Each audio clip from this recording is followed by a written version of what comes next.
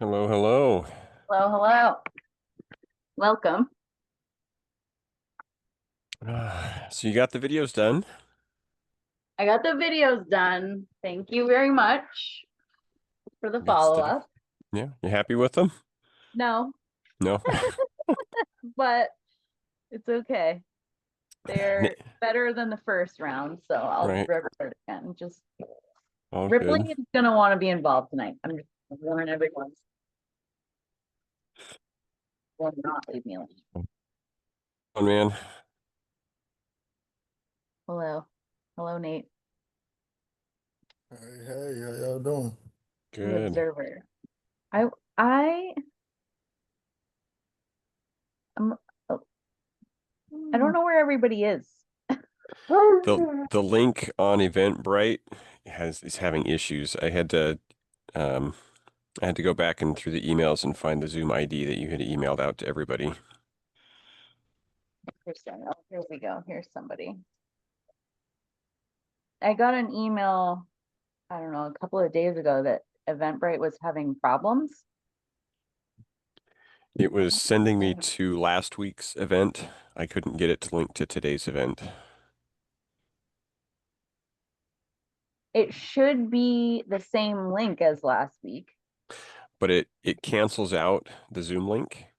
There's just a little button that you have to click that says click here for the Zoom link, and it'll auto launch it. It doesn't actually give you the Zoom ID number. And if On Eventbrite. on Eventbrite, and if the time frame is passed, if it's past 4 o'clock, that click on this Zoom link here goes away. It grays out, Actually, so you can't click it. I tried to enter into this event. It was showing for the November 14, which was ended. And I got your message, which was on spam. The meeting ID was there, so that I could able to log into this event. Uh, Interesting.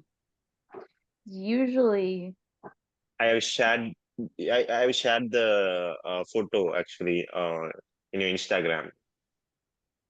yeah, I know. I responded to you.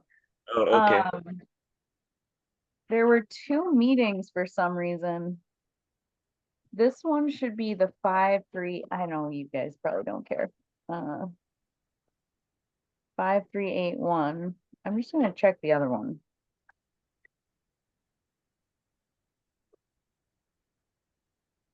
Um, yeah, because like, where's Kenny?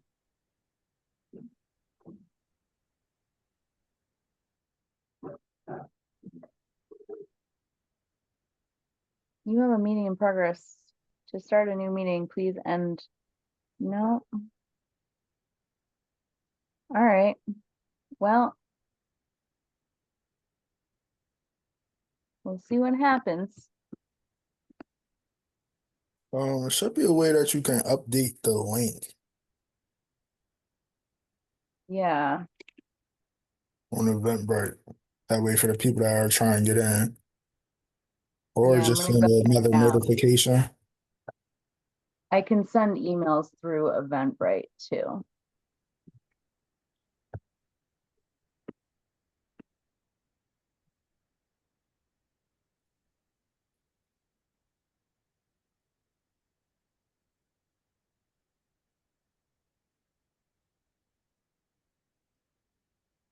How's everybody's week been?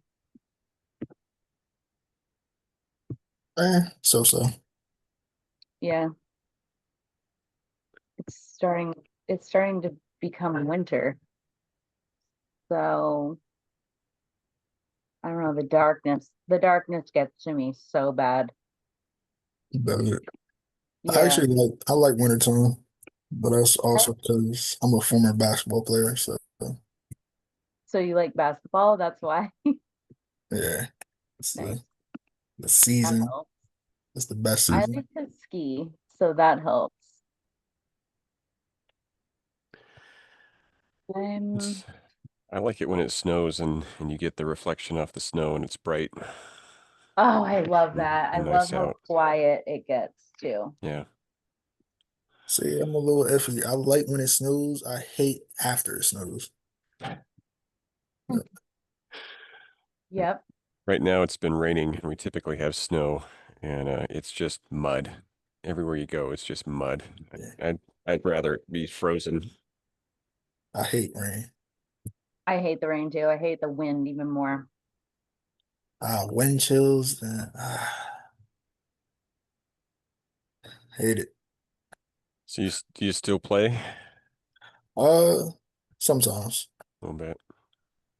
I coach more often than not, or Okay. train, but Nice. not nice. These kids be stressing me out.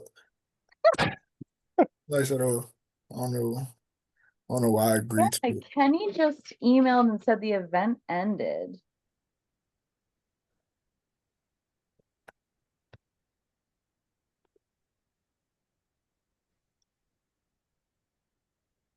Yeah, at the top of the Eventbrite page, it says today, November the 20th, but at the bottom where the link is, it says November 13th, and it says that the networking event has ended. Excuse me. That is so weird. Yeah. Well, I just emailed everybody and let's see. I create one. I'm gonna get Kenny in here. It's nice when people have my number. You know, like if you can't get in, just text. While it's just the few of us anyway, I set up a Discord. There's nothing in there, but it's begun. Nice. I will get that in the chat.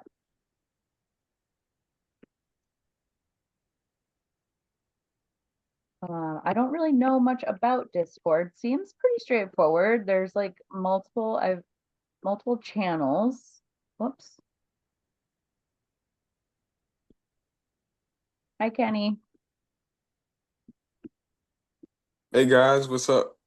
You made it. They're Yes, sir. supporting me in tech support tonight. Oh, thank you guys. I appreciate it. And I'm happy to be here. It's an intimate group tonight.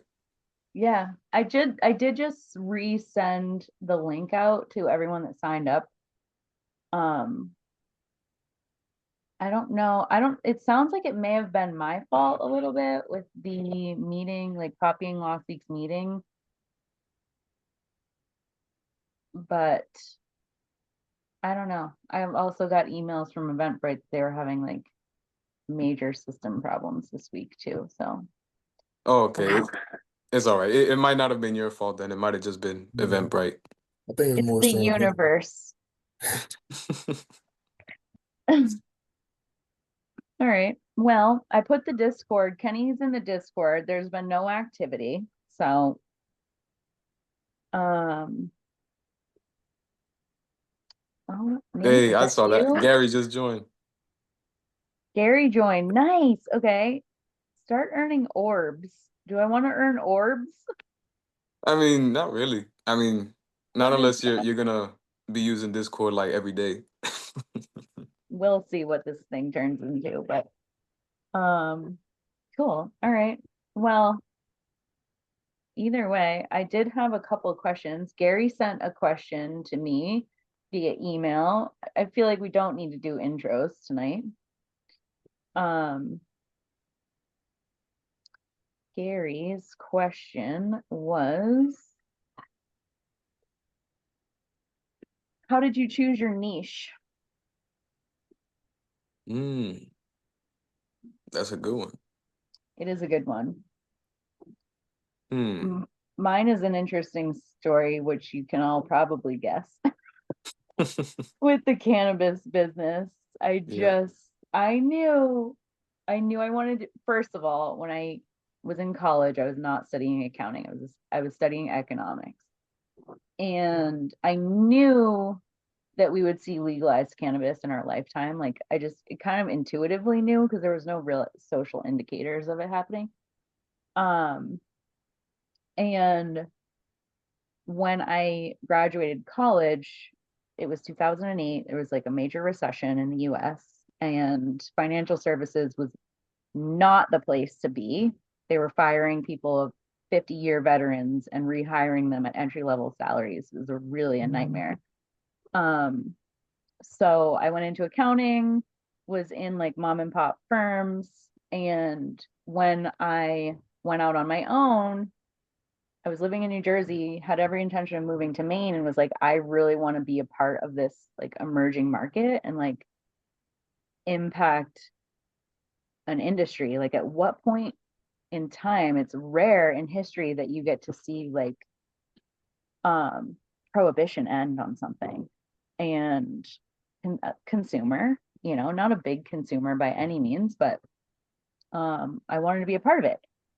And so it kind of chose me long, long ago. But like to get into it, to break into it was, I think I like, it was meant to be. For one, like I was posting on Instagram, was engaging with the community, which was super active on Instagram. That's how they were kind of like marketing to their customers, but they can't like openly sell. Even still, there's so much regulation about it. Ultimately, I got in touch with and connected with a cannabis lawyer through Instagram because she was building her business the same way.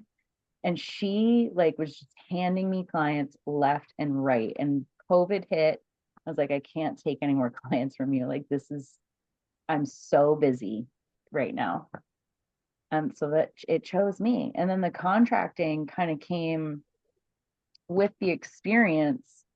Contractors have like really unique needs, and it's like really challenging accounting. Like you have to track, especially on government project contractors, you have to track like their work in progress. And if it's like a $6 million project, it's really hard to do based on like how much has been installed, labor costs, and like the budget, and then what the bid amount was.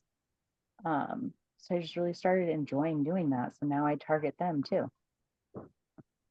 Let's do Yeah. Yeah, that's actually really awesome. It's like Yeah. step by step, you kind of just became the go-to person for the Yeah. cannabis industry. Yeah. Yeah. It's kind of cool. I feel lucky for that. Yeah. I guess in terms of my experience, I feel like my niche is kind of sporadic, you know what I mean? Because I work with different industries. But I guess more recently, I have been working with a lot of, I don't know, people with social causes, I guess, right? Because I've kind of mentioned to you guys the projects that have been coming on my desk lately are more socially oriented, you know, helping foster kids find careers, helping children learn about emotional intelligence, stuff like that. Um, so I guess my niche has become people who want to create change, I guess, if that makes sense. Which I'm grateful for, you know, and it really resonates with me because, you know, for those of you who know my story, um, especially the foster kids, I definitely could have been one of them, right? Because when I wasn't in an apartment, right, with my family, and we were on the street, CPS monitors those kinds of things. Um, and so I could have been one of those kids in the system, right? So to be able to help others get on their feet, maybe have a better life, provide for themselves, I feel like I'm making a real difference. So yeah, that's my niche. Just people who want to make change. I love that. So I'm gonna interject a little bit because there were two comments that Nate, you were one of the commenters last week, and then Emily, and you said that you needed to choose a niche and decide who to repel instead of attract. And that was the first time I've heard that. And then I've gone and done like a bunch of marketing Googling and read about repelling instead of attracting. And I was just curious what what brought that comment on, and how did that help you define your niche and choose who to repel? Because, you know, as a newer business type person, most of the time you're like, I don't want to repel anybody. I want every single piece of business I can get. But the general thing that I seem to be learning is that that's a good way to sink yourself. it. Okay. Um, just you don't want just the idea of just working, like just growing up, I knew who I wanted to be around and who I didn't, who Hmm. I want to have conversations with and who I didn't. I wanted to play basketball. They didn't really want to play soccer. I wanted to do this. I didn't really want to do that. So just applying that to a business model, like I don't want to do a lot of things. So let's just target, I don't want to do this. I don't want to work with this type of client. I don't want to work with a client that scope creeps. I don't want to work with a client that doesn't really want to positively impact the world, right? So I just started, like, I found it was easier to take the people that I don't want to talk to out the group rather than nail down. This is who I want to talk to. But I also want to talk to them, and I also want to talk to them. So now, like, and then marketing is essentially just, I don't want to talk to 85% of these people, and it's the conversation I want to have with these people. And this is what I want my brand to be associated with. And this is how I want to scale, right? So just kind of just life, honestly, just this is how you take away people, and this is the groups that you want to be a part of. Yeah, I can understand that. Kind of like using life experience to discern like who you want to associate with and who you don't, and then translating that into business. Who do you want to work with, and who might not be a good fit? I like that. That's cool. Nice. Yeah, 'cause I've personally had a hard time narrowing down who my niche is going to be. I like working with entrepreneurs. Um, I would actually love to work with the cannabis industry, and I've been trying to break my way in. But they're a pretty tight-knit community, and it's kind of hard to get through some of those walls. Um, Well, I think I can probably speak for me and Kevin since we are in like the marketing and PR industry. mhm. We work with very like niche has become such like kind of like a popular word, but what it really means is just I'm just targeting this certain type of people. So when he said he works with a variety of industries, that doesn't necessarily mean that's his niche. His niche might be social causes, mission driven founders, right? I work a lot with people that want to be ambitious or have an impact driven. Like I work with people that essentially want to take over that industry. That's my niche, right? It's a psychographic thing.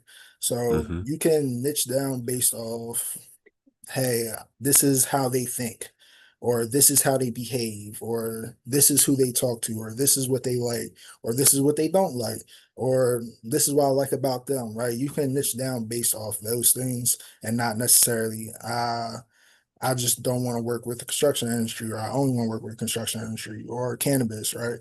Those are ways to niche down, but it's not necessarily the only way to niche down.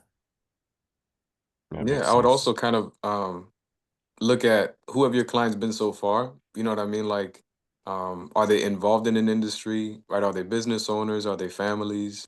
And just kind of, well, not have an exact number, but just have a general idea. Right? Like maybe it's 40% families, 20% business owners, and so on and so forth. It's I like And chose 90% business owners. Oh, cool. So the Yeah. 10% is just the rest. Yep. I got you. Yep. my cannabis niche came because I was personally interested in it. And I was interested in the product. And like at the beginning, I was like, oh my gosh, this is so cool. I get to go to these events and I get free weed all the time. Like, so I had like I'm very privileged where there's people entering, which I'm gonna let them all in tonight. Um, they entered on a free weed. I, They I'm must have very heard it. privileged where that's a legal industry where I live, so I get to openly talk about it. I get to also shape something that I'm interested in, that I'm like, the world is so used to it being taboo, like a taboo topic. And so to be able to talk about it from like a very compliant monetary perspective, like my passion for accounting goes through the roof when I get to like, first of all, teach people how to be compliant, take them from a criminal background to a non-criminal lifestyle. But it all stemmed from me being interested in the product to begin with. So like I was easily able to blend into that community when I would go to these events. Like I would smoke a joint with these business owners and talk and like, be excited about it and talk about the product itself and like how it can help people and all of it. I mean, I could nerd out on it right now. I also Um, feel like as a business owner, I want to work with people that also like indirectly or directly support my business, right? So like if I'm a cannabis owner and my accountant indulges in cannabis, I feel like that makes perfect sense. Like it's a naturally, yeah, like I love this product. I'm like, wait, what you know about this product? I thought you were an accountant, and now you can just have a conversation. Um, So like That's a that's funny just cool. conversation. I Like it imagine just like, hey, what you know about because weed? you Like, you automatically just drop the barriers. You're like, wait, what do you mean? yeah, Like, what you mean? Come to my shop. And now you talking, and now like you can like. It's always important to get along with your clients outside of just straight business. Right? I feel yeah. like those build the best connections and also get the most referrals. it Um, does. It Yeah. Barry, does. I do want to ask you, what do you do? I think I kind of forgot because I want to So get your niche down by the end of this meeting. I work with in personal finance, and um, my favorite clients are entrepreneurs, business owners who are kind of in the up and coming. They've got a lot of drive and they're starting to get their businesses going. I like it when they've gotten beyond just the solopreneur and they've started to hire some initial employees. Okay. And we are looking at how do we intelligently fund your life, and how do we grow your business so that it actually becomes a business that you could sell down the road or you could keep, but that it's not something that you have to have your nose to the grindstone every day. How do I help you get there? Those are my So that's those are your my niche. favorite I feel people. like Yeah, like that's your niche in a nutshell. I don't think yeah. you have any trouble because it sounds like you Legacy. just nailed it down, Yeah. right? Yeah. Helping entrepreneurs well, essentially you do want to nail down to entrepreneurs because that ranges, but like basically small business owners, not Hmm. micro businesses or solopreneurs. So small businesses making what stage do people usually start hiring? I feel Say disconnected now. 100,000, I So was just there. 250 to 500K. Mm-hmm. 250 to 500. But you could do like the solopreneurs that are doing like 150 to 250, and I because and I Yeah, do that's have a like one couple. employee kind I of. have yeah. do have a Kind couple of clients who do that. That what I found is that it's hard getting them to shift their mindset. They haven't gotten to that point yet where they're willing to take the next step and Yeah. grow, I because feel they like they still have around their like face half a on the million. I feel like yeah. half a million should be a good number just because like now, like they're trying to break the million. I feel Hmm. like around like the 250 they're still like, a million is too much money, if that makes sense. All right. Hmm. And reality is really not because their team is going to take up most of it, their expenses, operations, all that. So around the 500 where they're like really ambitious, they're like, yo, I'm trying to grow. I'm trying to break a million because that's always like a good milestone to hit. Like if I Hmm. like I feel like that's everybody's 500K too is like a pivotal moment where you have surplus cash flow and you're trying to strategize against paying taxes and you need like to start building assets at that point, where when you're Hmm. kind of below that, it's like really hard to get into asset building decision making. Yeah, that's Where when you it's really get like, into like profit optimization at that mhm. yeah, point. Yeah. And that's like you Yeah. can cut it in half, like from us, like somebody that's like just hit like 500K. Now they can cut it a million in half. Like, oh, I just got to do this again. Like it seems like it start like like the wheels start turning and like the process be like, okay, I can do this again. And then once they hit a million, I feel like once everybody hits a million, that's when you like, dang, it's really not a lot of money. Yeah. yeah. Like, Yeah. it is a lot of money, but like in terms of a business standpoint, if you have a team, it's not a lot of money. I don't want Yeah. to Yeah, just throw Yeah. that. it's really not. You're right. Like it's a huge milestone, but once you get like almost all of my clients that are like at a serious level, like where they're just consistent, I'm a consistent element of their business, they're all at a million plus. Anybody beneath that is kind of like, at least from an Sporadic. accounting standpoint, yeah, they're not like a reliable client. Like they're there probably twice a year for me, but like their cash flow isn't so fluid that they need constant monitoring of it. Yeah. And there's They I've talked probably to a lot of solopreneurs who could really benefit from a little bit of financial thinking and not just grindstone thinking. Um, but it's really hard to shift their attention. I have a really hard time getting them to go, huh, if I actually take a step back and get somebody in here to help me out, I could do better than I am now. Because all they can see is I have to pay somebody. I just saw a video about this. Basically, sell money. Sell Yeah. them what it costs to not work with you. Like, just Mm-hmm. show them what it will cost. Like, basically, just sell money. Like, people at like earlier stages have like business owners essentially are just buying money. Like, no matter where what stage you're at, when you hire somebody, you're buying money. Mm-hmm. Right. So just show them like this is what I can do in terms of your money, your revenue, your profits. Um, Even if it's like open up opportunities which actually lead to money, right? So just quantify it in terms of this is what I sell and this is what it results to in terms of money. That way it's Yeah. easy for them to say, oh, if I spend $10,000 for Gary, then he can help me get 50K plus a month. All right. And then just go from there. I like it. I just let a bunch of other people in. Kick them And I out. know we're like, Yeah. I'm like, I usually don't do it. So, oh, Caitlin, yay. But because of the link, I just didn't want to like not let anybody in tonight. I'm gonna regroup us. We're skipping intros. Most of these are familiar faces. Raynona, you're new, I think.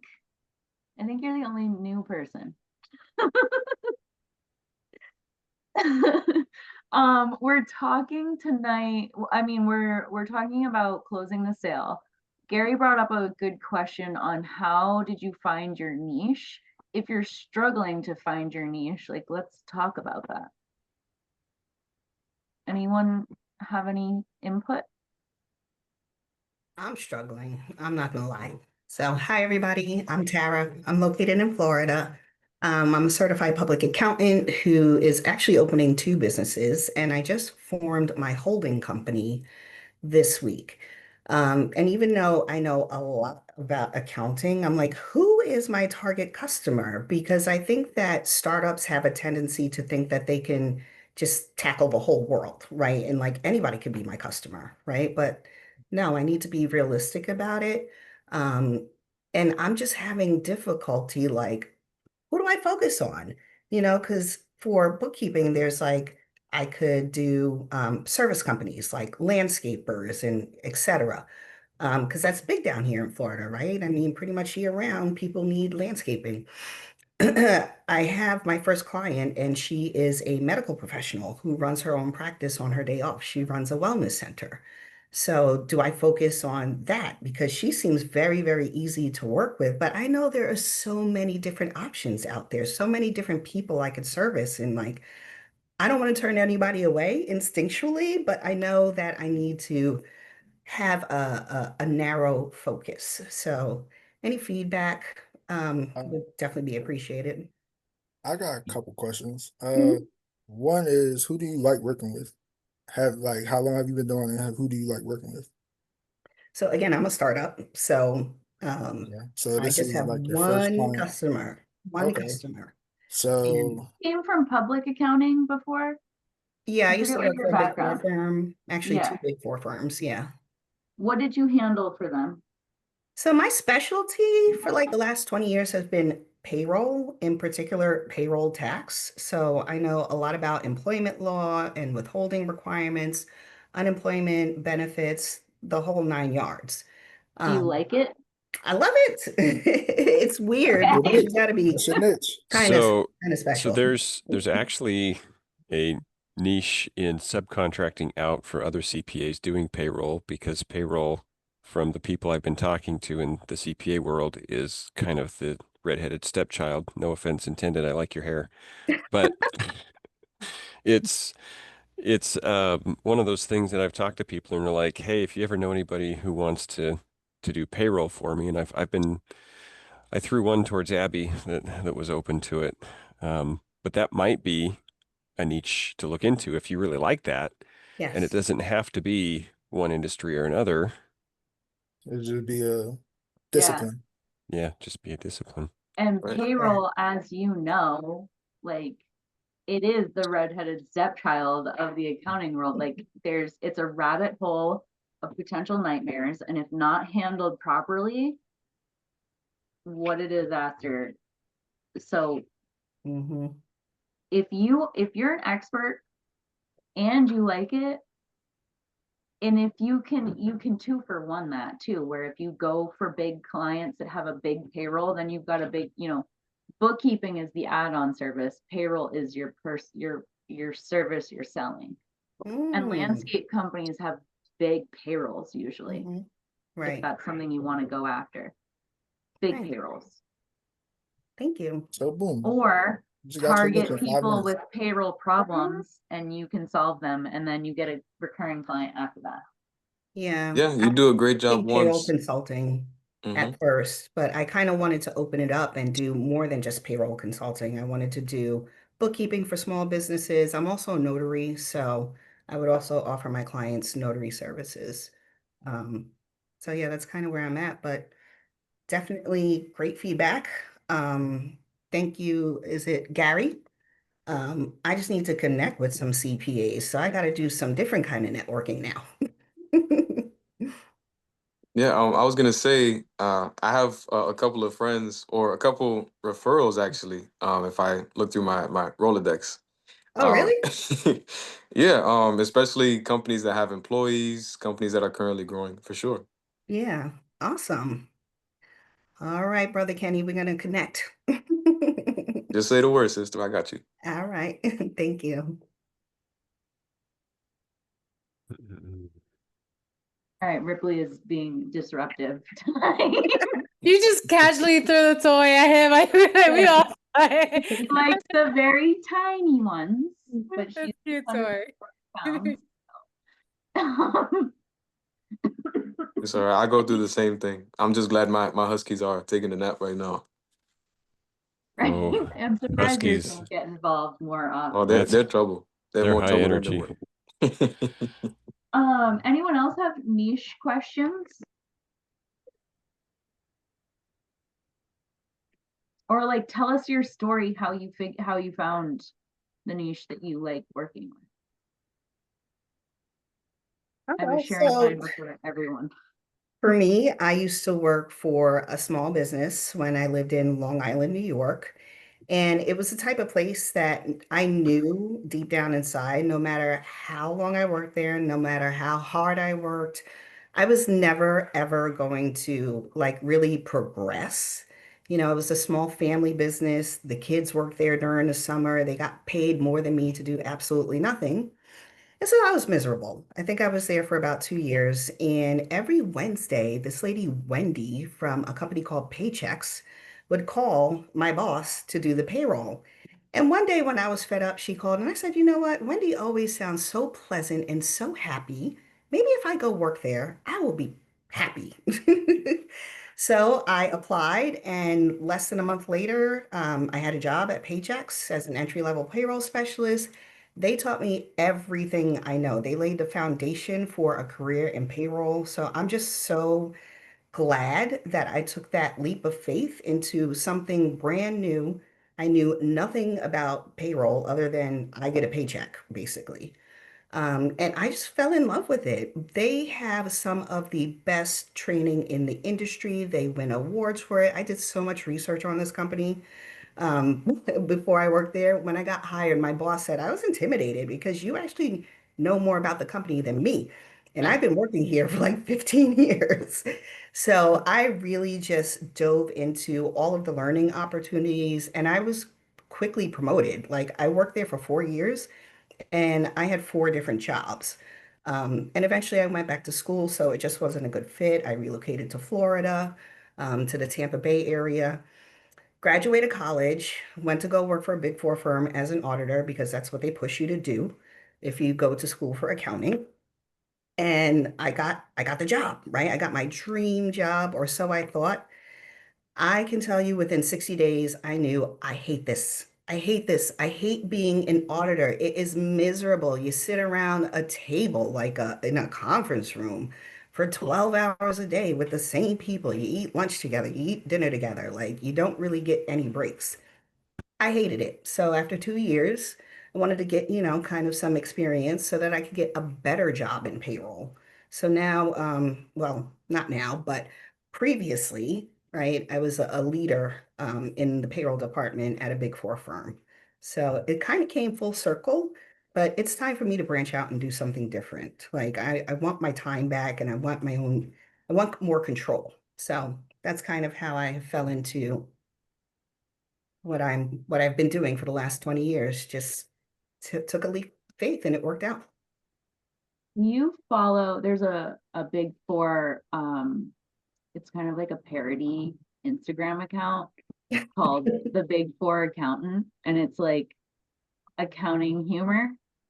Okay. I highly recommend following it because it talks about the nightmare of the Big Four. So the Big Four is Deloitte, KPMG, who are the other two? PwC and Yep. Ernst & Young, EY. Yep, there it is right there. Yeah. And it's memes and stuff about how, spreadsheet meme. It's really funny.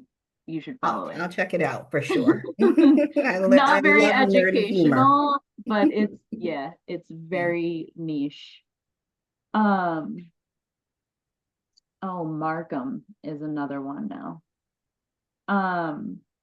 Interesting. Anyone else have thoughts on their niche? I want to jump on that. So I love this conversation because I feel like if you asked me this 5 years ago, I would tell you, I don't know. I have no clue. And being in the world that I'm in right now, so I run a financial agency and I'm all about education, right? Education concepts that we're taught in schools. I give my family, giving families like what they truly deserve and need, right? So trying to give a peace of mind for people, but when I was doing that, I was like, I'm not like number savvy. Like I tell Abigail all the time, like I'm not number savvy, but I try to keep it super simple and concise when it comes to sitting down with families. But finding my niche was really reflecting on my weaknesses at first. And I feel like when I first got into business, I was just more so like, okay, but am I really passionate about this? It started like the passion started to come when I started to help more families. And I think that the niche concept is like being like helping the person who you used to be specifically and knowing that your target audience. Like for me, when going into the industry, I was homeless, living out of my car. So I'm like, okay, my niche is who I am, who I came from. And that may be just speaking out to people who feel unseen, feeling misunderstood and underestimated because I'm a Latin American, you know what I mean? So we got it a little hard, especially me being a Latina in the like money space. I have to kind of like I always feel like I have to like I don't know upsell or speak like be smarter than other like average people, but my niche was just like how can I just be my authentic self and let that else like translate. And then from there, I'm speaking out to my direct audience, and they're coming to me like, okay, I feel seen by you because you understand my values, you understand like what I'm going through right now, and I get it. It's like the storm is always temporary, so I think that when you're feeling like when you're reflecting on your niche and your passion, just really reflecting on why you're doing it, who are your target, like who's your target audience, but more so of like, do you have a why behind it? Like, do you feel good on what you're doing so that you don't feel like, because obviously you should have a little bit imposter syndrome when doing what you're doing, but if you really feel like, I love that Tara's like, I don't really want this anymore. Glad you did that because I kid you not, Tara, I come from like from different many people who stick in the industry for like 20, 30 years and they do bookkeeping or they do teaching and they get exhausted and they feel burnt out. They're like, well, now I'm 50 years old and I don't know what to do in my life. But it's always like hitting that reset button, really reflecting on this. So I'm happy for this conversation. I think Caitlin also touched on kind of with Kenneth and what you talked about earlier before everybody came in. It was like, what impact do I kind of want to have on the future of where like for you, Abigail, it was the cannabis industry is starting to be on the rise. I can see where this is heading. I know that this is going to be here, and I want to be a part of what's to be. For Caitlin, it's like I want to help people that was in the same situation. Like my story looks like this. So in the future, I kind of want to have an impact on the people that have this same story. For Kenneth, he's drawn to social causes because he's been in those situations. It's kind of like, okay, I want to have an impact on where I've been. So essentially, you speak into the future. Like this is the impact I want to make now, and this is the impact that I wanted to have in the future. So you can niche down based off that too. I love that. Yeah. I think reaching down personally and like just self-reflecting, examining who you are would help you decide who to reach out to, right? Who you want to impact. And that's ultimately what your niche is, right? Who are you choosing to impact? And that could be based on your personal preferences, your personal experiences, or you just could be, you know, targeting that audience because they're the most profitable, right? But that's entirely up to you, you know. Also, to speak more to that, I think it just boils down to what type of association you want your brand to have. Right? Who do you want your brand to be associated with? Abigail, her brand is associated with smoking weed and pockets.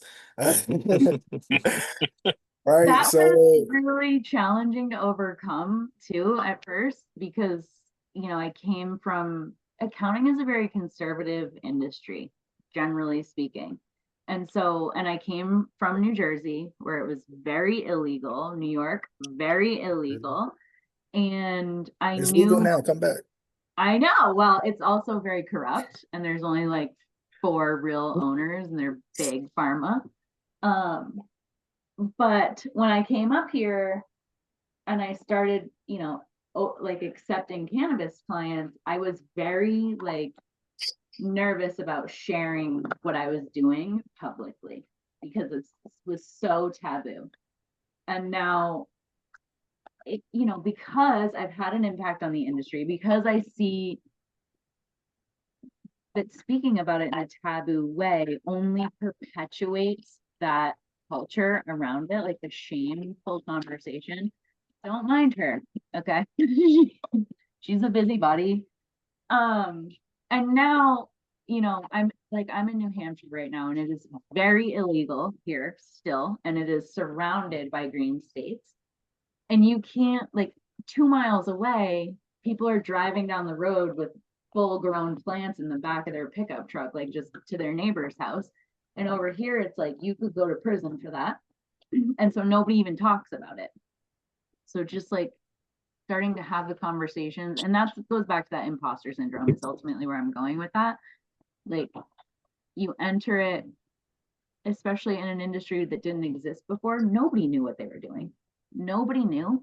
You do the research, you become an expert by studying the industry that you want to be in, know the product, know the service that they sell, understand however what you're doing is going to impact them, and go in there confidently, but have the knowledge and the research behind what you're doing. That will make the difference. It made the difference, at least for me. Hi, everyone. I am new to the group, and this is a really cool experience.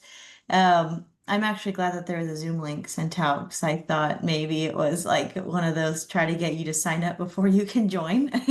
But very cool event that you guys are throwing. I'm in the professional financial industry as well. My niche market is working with barbers, cosmetologists, estheticians. My mom, she is a cosmetologist herself. We co-own a hair salon. So I grew up in the hair salon with her. Barbers, I just think that there's a cool art behind cutting hair. So I like to do a lot of educational events as well. I talk to barbers about money behind the chair. But a big part of that came from, again, with my mom being in the industry, I found that business owners are really good at making money, but what they need help with is preserving it and keeping it. Again, I've seen it happen with my mom to where she's made a lot of money, but she also didn't save a lot of money. And unfortunate situations happen, especially around the talk of retirement. So that's my niche market is business owners, but more specifically cosmetologists. It's an industry that not many people educate or think that need education. So I think they're always open to learning more as well. So they're some of my favorite people to meet with. Like that. One of my selling points, and I don't really push it very much, but like I am able to serve my clients because they're busy building their business, which is whatever product or service they're passionate about. and I'm passionate about the accounting. So passing that off to me allows them to build the business that they're good at while I do what I'm good at. And it's a very similar situation. So when you're able to bring in your expertise or your passion for that industry, which will develop your expertise, you're giving them permission to keep doing what they're doing rather than work on whatever it is that you offer that is not in alignment with what they do.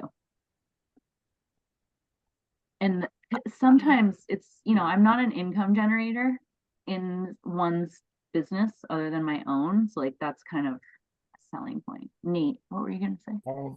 I think that also goes down to like what are you actually selling for like your client or the people that you're working with. For you, it's like more time to actually do exactly what you are trained to do, right? And a lot of times that's usually what comes down to you. Are you taking stuff off their plate?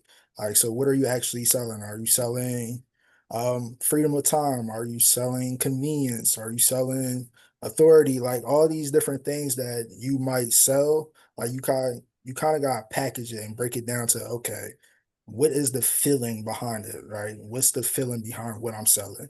And then just package that up. Yeah, Gary. Unfortunately, I have to bounce. I just wanted to say thank you to everybody for the discussion. I'm part of a group here. We're doing an open house for a little art center. No, I will see you guys in 2 weeks. Because next week's Thanksgiving, right? Yep. Yep. Cool. So see everybody in 2 weeks. And Riona, it's nice to see you. Hopefully we get to see you again.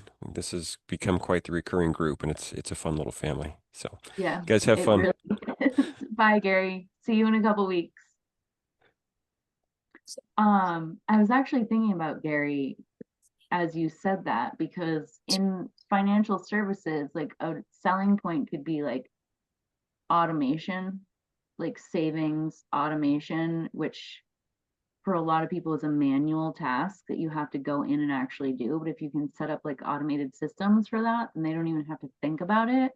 And it comes right off the top. And if you do it, you know, from a budgeting perspective on a schedule, then like, let's say they get $1,000 direct deposit the first of each month, and you take $60 a month towards whatever, then they're budgeting with that 940. So they don't even have to think about that system that's in place. So automating would be a great seller. Throwing some tips and grits I give to some of our clients. We actually we really emphasize high yield savings accounts. And there's an option on the high yield savings account called Betterment, where either you want to have an investment for an IRA or you also want to have an investment for your own like personal savings. And the high yield savings account has a 5% interest. So as your money's and I personally have it too. So when I do my budgeting, when I get my money, a certain amount always comes out my account no matter what. Always going to savings. So that's definitely something that could be always implemented. Because then savings is then built as a habit, and then you go back to your savings account like, oh crap, I have a lot there. I didn't know that. So just throwing that out there for you guys. Yeah, I like that. It's something I've been working more on lately. It's like really, first of all, practicing what I preach. Like I think that's really important. You're able to sell better when you're doing what you're selling. You know, if you're your own best client, then you can serve your clients better. I had another question too, unless anyone wants to talk more about niching. So I was listening to a podcast, I don't know, I think it was yesterday or this morning, I'm not sure. About it was this woman who was a real estate broker, and she was talking about like tire kickers basically. And so I was thinking, I had recently a situation where I had a sales call, the guy wanted another sales call, and then he wanted another sales call, and I was like, no.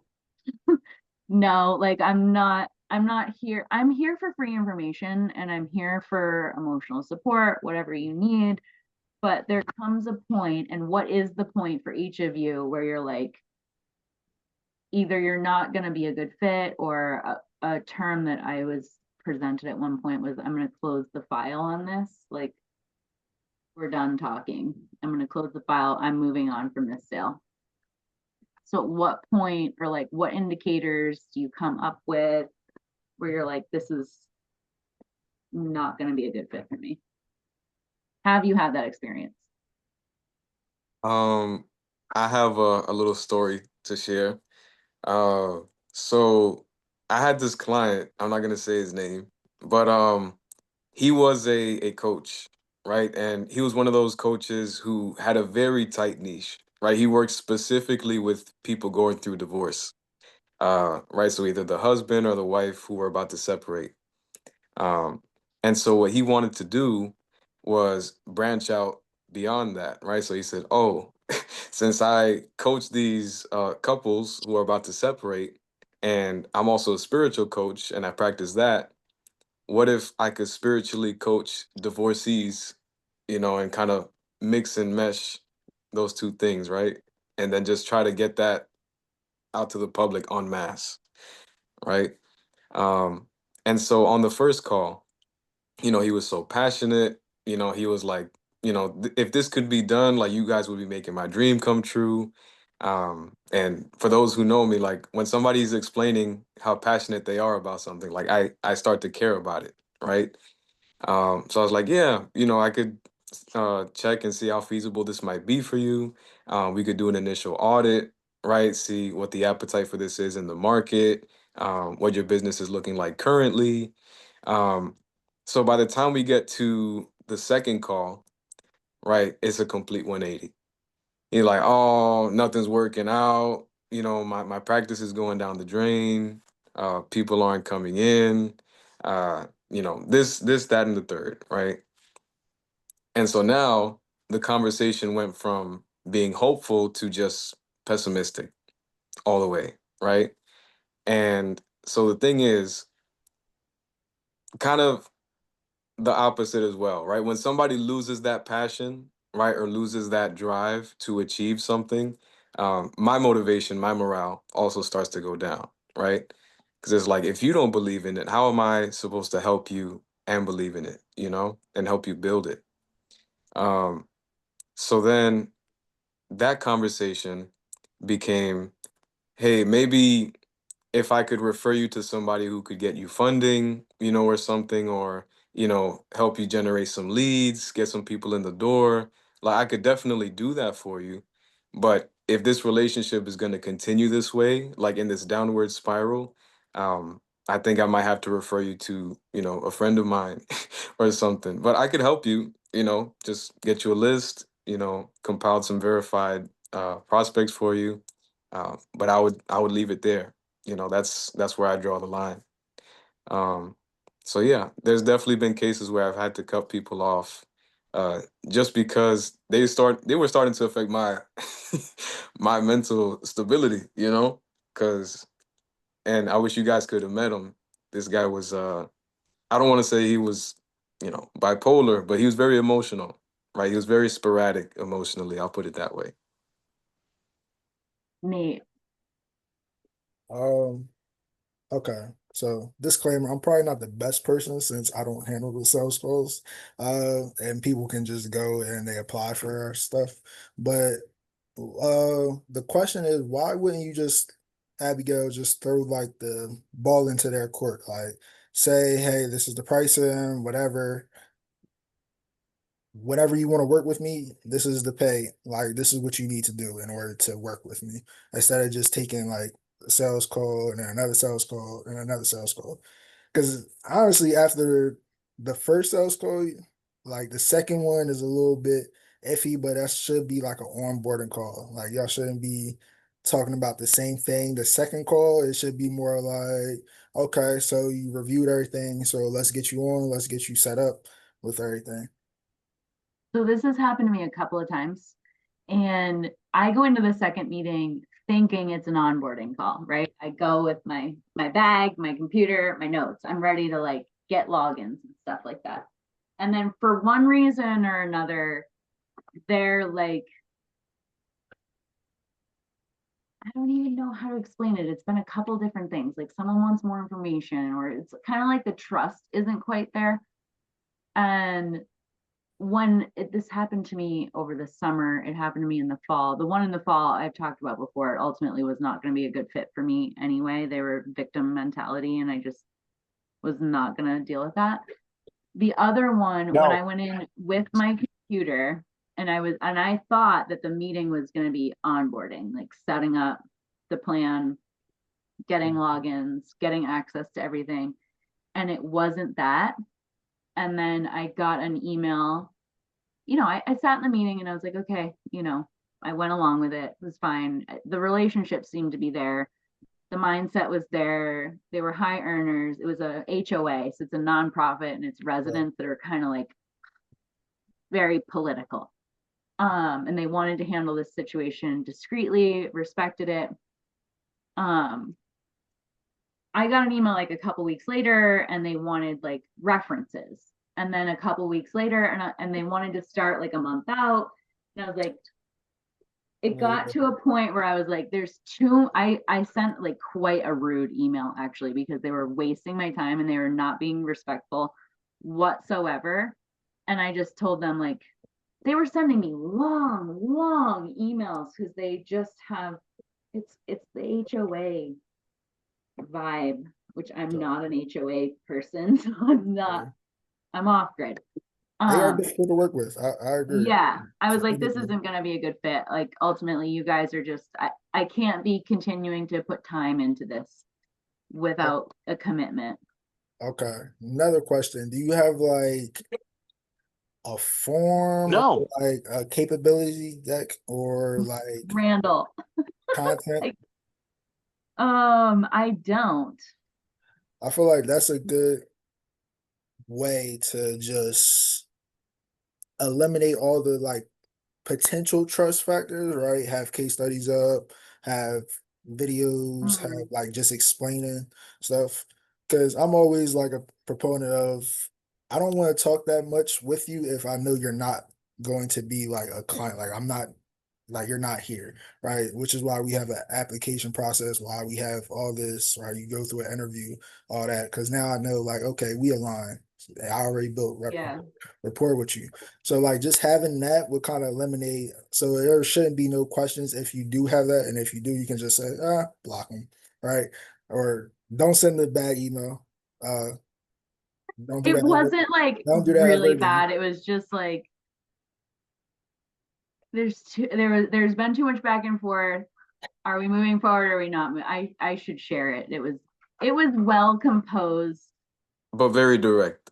but very direct. Very Kenny That's knows okay. what it can be. Like, the other thing is, I don't really like to talk to people. Like, I know I host this event, and I guess I have heard I do all right with it, but I'm not a very chatty person typically. And like, I'll hang up on a friend, like, all right, I gotta go, bye. And so like, I have a new client who just tells me like 20-minute long stories when I ask about a $45 charge. And I'm like, okay.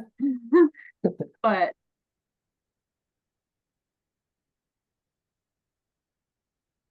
Oh, did we lose her? Abigail I froze think again. so, yeah. This is a reminder of last week, Kenny. So it happens I sometimes. can hear you guys. Oh God. Oh, you're back. You're back. Well, if you're I'm new to the back. group, Abby Yeah. sometimes freezes. I know, occasionally. it's my new internet service. It's really great. And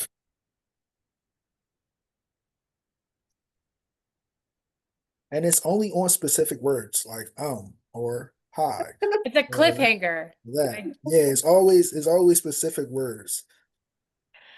It might be like a trigger for the internet. Yo, it might be. Like the Zoom got her on a list. Like whenever it feels like she's about to say something, just bleep her out. She's back. She's back. Am I? Yes. Sadie, did you have something you wanted to share? I was just gonna say I had a client who was very emotionally charged and like kind of the same things that Kenny was dealing with. But so she was really excited to start her business and she's like, I know she's a nutritional coach. So she's like, I know all the information. I don't know anything about starting a business or whatever. And I was like, I know how to do that. Set up your Instagram, Shopify, like, let's do this. And she would like send me voice messages that were like 7 minutes long. And then just, it was way too much for me. And finally, I sent her a schedule and I said, we're going to start with one thing at a time, one day at a time. And we have to build your like audience to even get people to buy your coaching thing and all this stuff. And she just couldn't do it. And I had to finally say, unless you can do this first thing that I asked you to do, I can't help you. Because she kept saying, like, I don't know what to do. I don't know how to do Instagram. And I'm like, I do. That's why I'm saying, like, do this one thing for me. And then I was going to set up her Shopify store. And she wanted me to use my debit card. And I'm like, no, that's not how this works. Like, that's your store. You pay for it. So I had to definitely step back. When they're like overtaking my energy, I'm like, okay, sorry. We can come back to this later when you calm down a little bit. But until then, I can't help you. I've had similar experiences. Kenny. Yeah. First of all, thank you for sharing that, Sadie. Glad I'm not the only one. So I was gonna say, and just to relate this back to the theme of the meeting, um, I think part of choosing your niche as well is kind of identifying who's gonna respect your time, right? As a professional and respect the expertise. So again, having that level of discernment and deciding, okay, I can kind of gauge from this first meeting whether or not this person is gonna respect my time moving forward, right, into the second, so on and so forth. I agree with that. There's some red flags early on. One is their commitment level to their own business. Like if they're not willing to put their own debit card on the line, then you have an issue. I've also had clients consulting, they'll be friends, friends that are looking for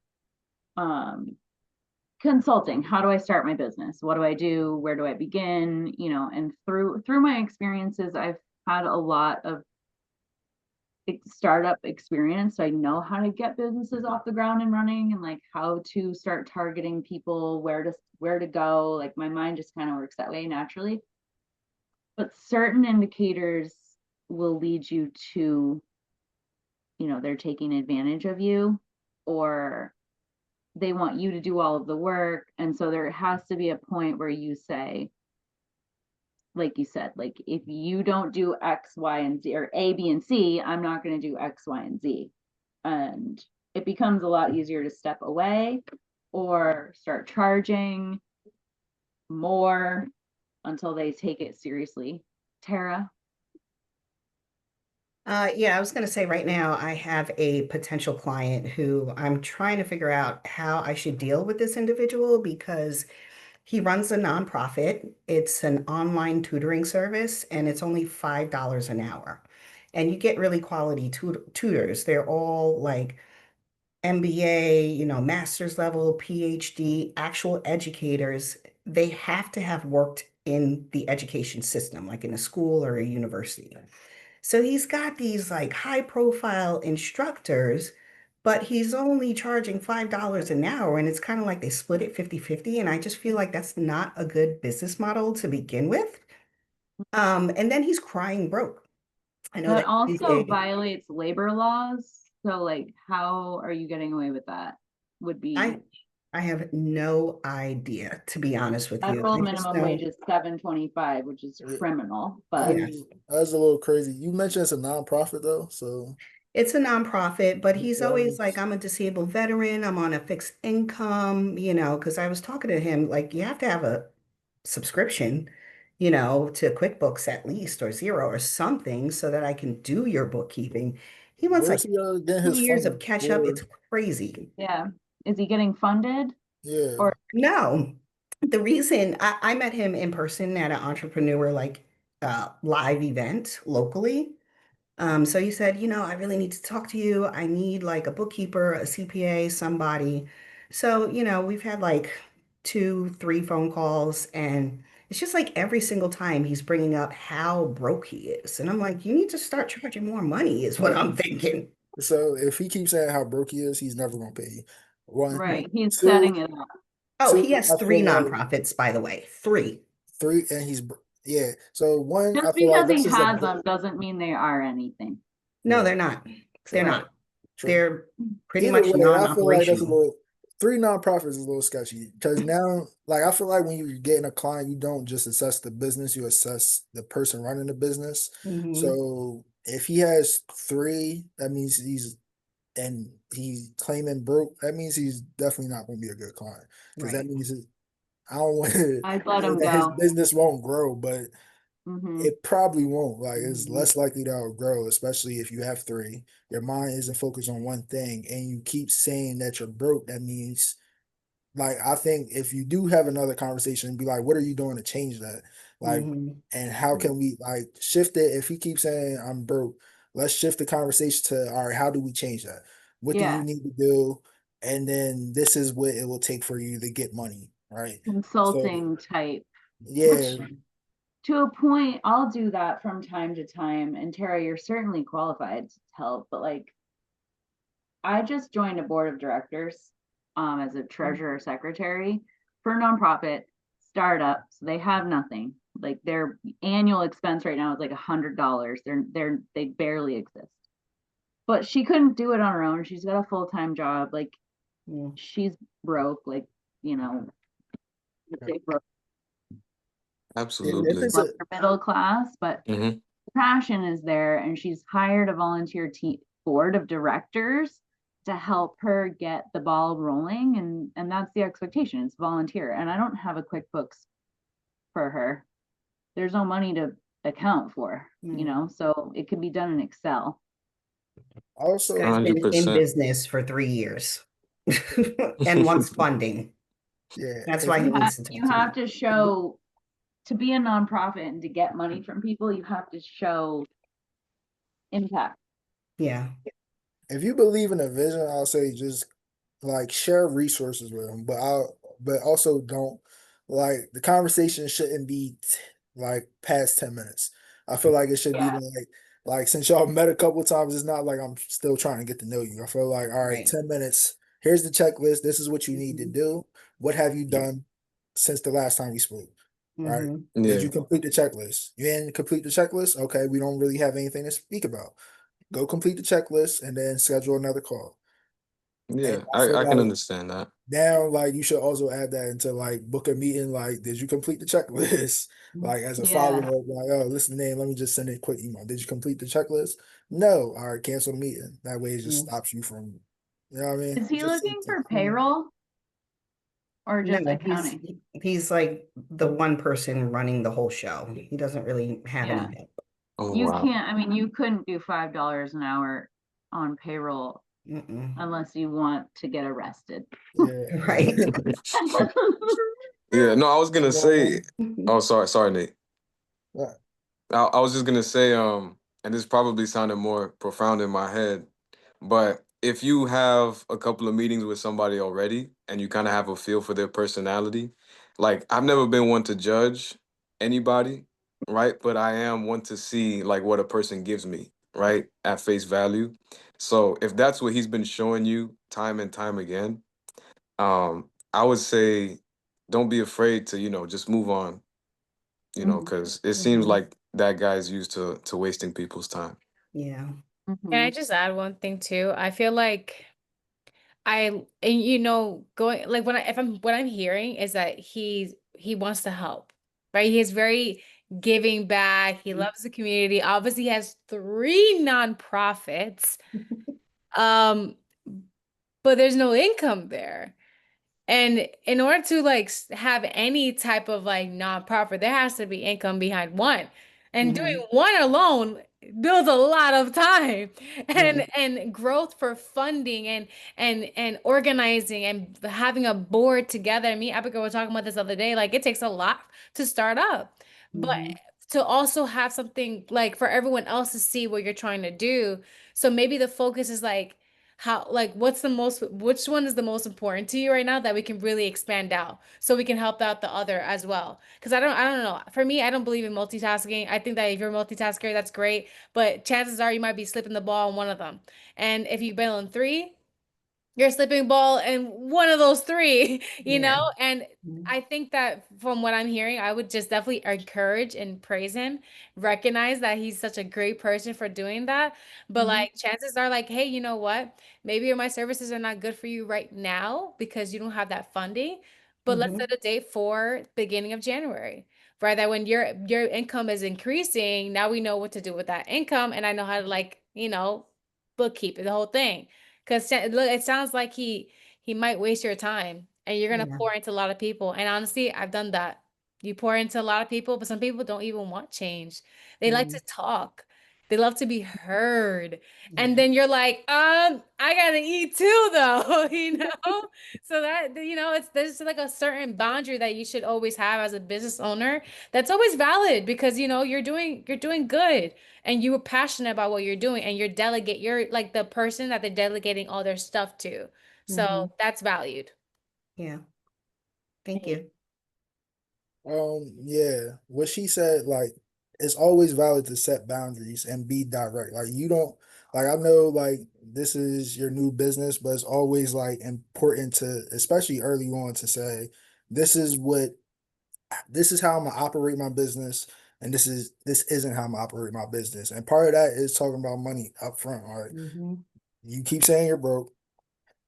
I'm not free to work with, but here's a checklist, right? Just like taking, like, I remember you said like you want to have more ownership, more freedom, right?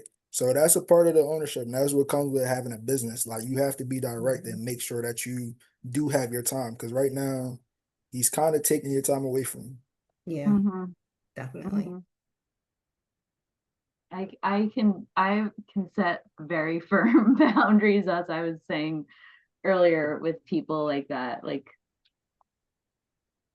it's tough, and sometimes it's come up with me with close friends that at least I thought were close friends, and it turned out they just wanted to take advantage of my knowledge and my skill.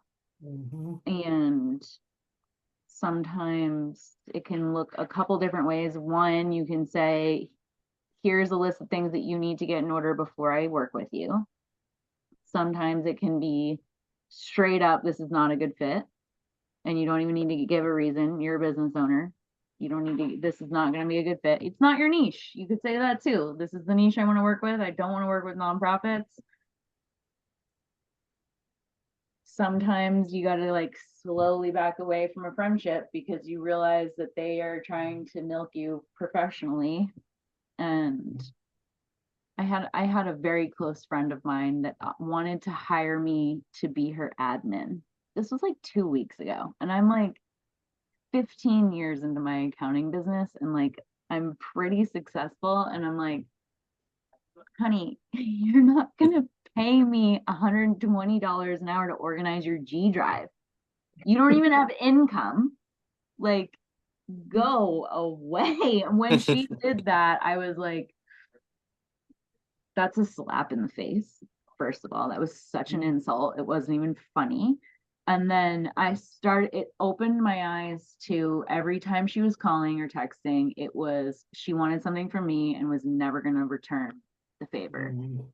or even Mm. like be there emotionally for me through challenges in life. And so I've really taken a step back because Mhm. my time is valuable and I'm not going to let someone, I'm happy to share my knowledge, but I'm not going to sit and do work for you for free when I have Mhm. clients calling. Right. Not happening. Wow. I was gonna say it's not exactly the same, but I did feel kind of similar. And Abigail knows this. When we were talking to certain people who invited us to Texas, I'm not gonna say they were trying to milk me professionally, but they were definitely like laying the bait on the hook, you know? Mm-hmm. Um, they said, "Oh, there's gonna be all these business owners there. Mind you, they're all in the same business, right? Because it's an There was, MLM. yeah. Uh, and then they said, "Oh yeah, we've been meaning to hire somebody to work on this project, right? We need to build a new platform for our brokers, yada yada yada, right?" And I was like, "Okay, yeah, that sounds cool, right? Like I like the sound of this project. Sounds like you're trying to help your team, right?" Um, And every week it was the same thing. It's like, oh, if you come to this event, it's like, yeah, like we'll get you in touch with our CEO, and we'll get the ball rolling. Next week passes. It's like, oh, are you coming to the event? Remember, if you come to the event, we'll get you in with our CEO. We'll get the ball rolling, right? And it was just week after week. Like I caught on to it, right? But the thing is, by the time I fully realized that I was already in Texas, Abigail was sitting next to me, and we were in the presentation, and we both looked at each other. We were like, "Oh shit!" I'm out of here. It's They like were like now we know texting what this me is. from the front row. Is this resonating with you? I'm like, yeah, this is great. Like, this is great. Caitlin, it's very similar situation to what you do. Very like they want to educate people on finance and retirement, and it's admirable, and I respect it massively. I have my business. I love my business. I am not joining your business. And they were there just to get us to join their business. And there was no, it was actually like an utter disregard for our individual passions for what we do. But it was built on the pretense of admiration for what we do and wanting to help us build what we're doing. And then we got there and we're like, this was a lie. That's Bringing crazy. this all full circle here. Building your niche, setting boundaries with prospects through that process. I Yeah, but think all of it is staying in alignment with who you are, with what your principles are, what your values are. And through that, you will attract the right clients. yeah, I was gonna say, before I hop off the call, and just to end on a much lighter note about Yeah. opportunity, and discussing, closing business, the theme of the month. I do want to share a quote with you guys. Um, this one is from Alexander Graham Bell, who says, "Sometimes we stare so long at a door that's closing that we see too late the one that is open." So if you guys are ever stuck on a client, somebody who's wasting your time, it's okay to let that door close because another one might be opening. If you are busying yourself with the wrong clients, you are not available for the right clients. Mm-hmm. And if you're wasting time on the tire kickers, there could be someone lingering that you don't have space for. It's also like a law of attraction principle where you have to, like, the best analogy I can come up with is like people use it, the law of attraction in finding a romantic partner.